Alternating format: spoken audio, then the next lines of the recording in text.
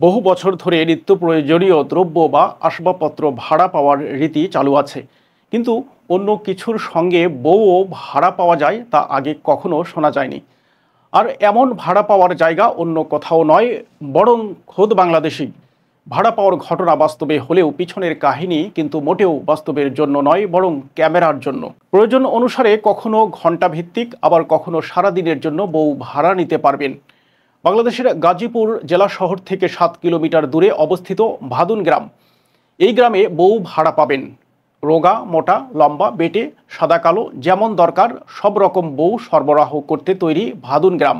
Gazipur city কর্পোরেশনের অন্তর্গত ভাদুন গ্রাম ও তার আশপাশের কয়েকটি গ্রামেও ভাড়ায় যা খুশি পাওয়া যায়। এই গ্রামে ৯০-এর দশক থেকে শুরু হয়েছে নাটক সিনেমার শুটিং কার্যক্রম।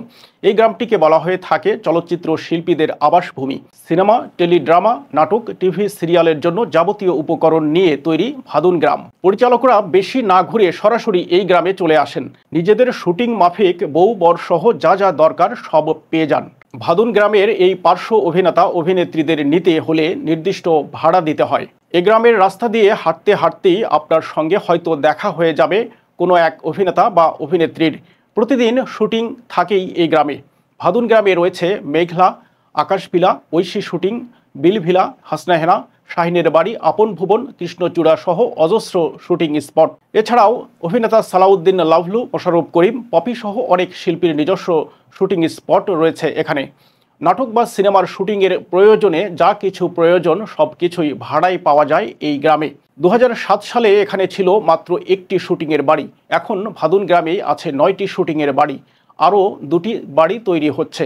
গ্রামবাসী, শুটিং স্পটের মালিক ও পরিচালকরা জানান, শুটিংয়ের প্রয়োজনে ঘণ্টা ভিত্তিক কিংবা সারাদিনের জন্য বউ, শিশু বাচ্চা, নাপিত, কামার, গরু, ছাগল, হাঁস, মুরগি, ঝাড়ু, দা সহ সব কিছুই ভাড়ায় পাওয়া যায় এখানে।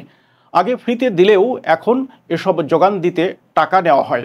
পরিচালকদের অত্যন্ত ভরসার জায়গা এটি।